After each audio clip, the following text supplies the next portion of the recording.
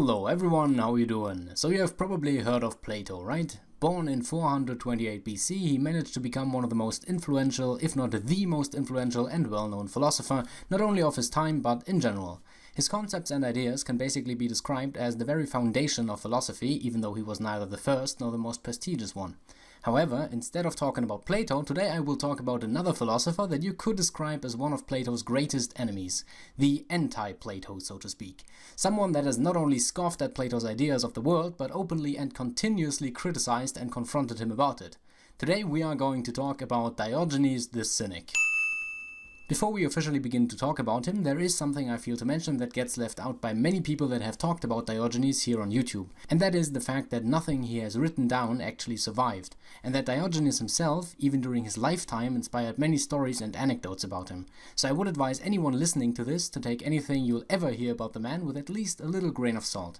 Born 413 BC in Sinope as a son of a coin minter, Diogenes was very early on exiled from his hometown after the defacing of coins, and eventually ended up in Athens, where his story truly begins.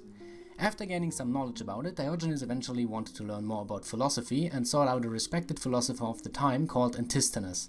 And even though Antisthenes made it very clear that he was not looking for students, Diogenes just bothered him again and again and again and again, until Antisthenes is actually said to have hit Diogenes with a stick, to which Diogenes simply replied that no stick hard enough has been made to keep me away from you as long as I think you have something to say. Now it is safe to say that at some point Antisthenes just grew tired of Diogenes coming to him for advice again and again, so he just accepted him and taught him in philosophy.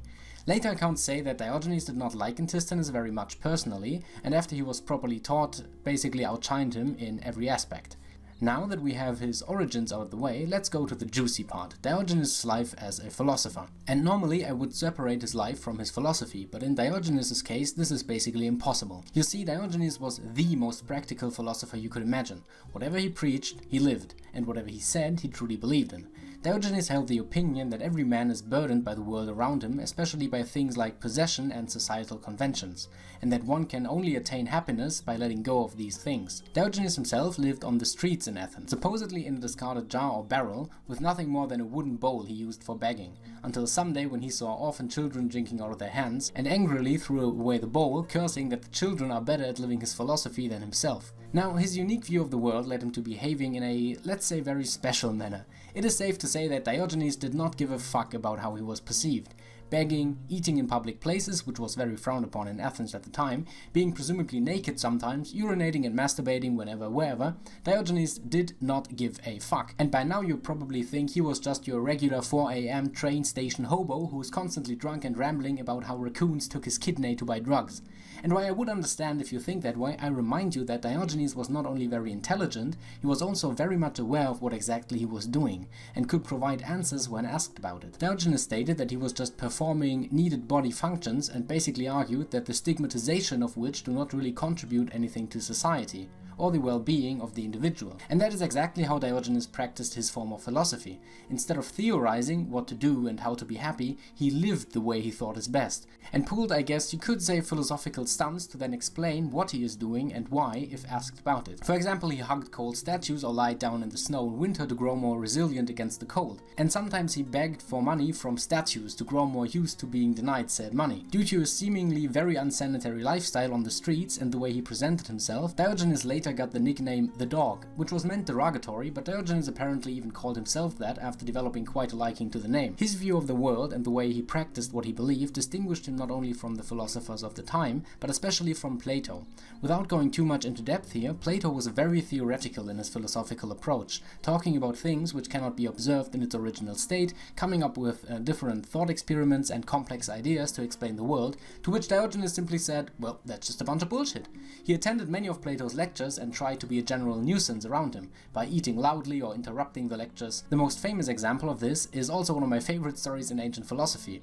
When tasked to describe the human in the simplest terms possible, Plato settled with the definition of featherless biped, upon which Diogenes jumped up from his seat and rushed outside, only to come back a few moments later holding a plucked chicken and shouting, "Behold, I brought you Plato's man," which again underlines that Diogenes was not just your average troll or drunken rambling guy, but an actual philosopher who was actively engaging in the discourses at the time. But the beef between them goes a little bit deeper, because Diogenes also disdained Plato for the way Plato associated himself with and described Socrates. He claimed that Plato was completely misrepresenting his teachings and used him to further his own agenda. At this point you might wonder why Plato did not do anything against Diogenes besides engaging in a few discussions here and there. And there is a very interesting quote from Plato about Diogenes concerning that, as he described him as a Socrates gone mad, which implies that he did indeed think that Diogenes was quite crazy, but also shows a glimpse of respect because he actually compared him to his teacher Socrates. It is definitely easy to see why Diogenes was viewed as being a lunatic when you have a look at the philosophical stunts he pulled. For example, did he once see an archer being terrible at practice, and after observing him for a while, he just sat down right in front of the target, claiming that this is the safest spot to sit for him.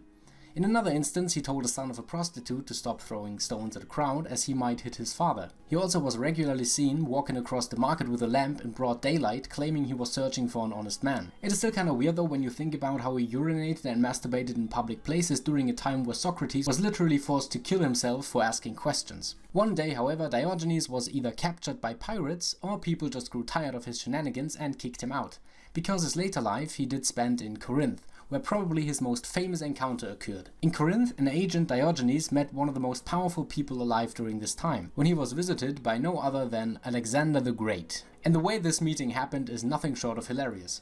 When Alexander first came to meet him on the street, Diogenes was searching through a pile of bones, and when Alexander asked him what he was doing, Diogenes replied that he was searching for the bones of his father, but could not distinguish them from the bones of the slaves. And after they've talked a while, Alexander was so impressed by the Dog-Philosopher that he, the great king and conqueror and probably most famous person of the time, offered Diogenes anything he wished for, to which Diogenes simply replied that Alexander should move out of the way as he was blocking the sunlight. There's also an anecdote saying that Alexander finished their conversation with the words that if he weren't Alexander, he wished he were Diogenes, to which Diogenes simply replied, if I were not Diogenes, I'd still wish to be Diogenes. It is safe to say that there are no words to describe how little of a fuck Diogenes of Sinope actually gave, and even though it's not completely certain how exactly he died, my favorite story is that in the year 323 BC, Diogenes simply grew tired of living and held his breath until he dropped dead, wanting no funeral but instead being eaten by animals to give back to the world what little he took. Anyway, so that was a little story of Diogenes the dog, which I find a little more fitting than Diogenes of Sinope, because Diogenes actually insisted that he was a citizen of the world, which at this time was kind of a big deal because people associated a certain kind of prestige with the places they come from. And the name dog later even inspired a whole school of thought derived from the Greek word for dog kynikos, the so-called school of the cynics, of which we may speak another time. But until then, may the gods be with you, and I hope I see you next time. Goodbye.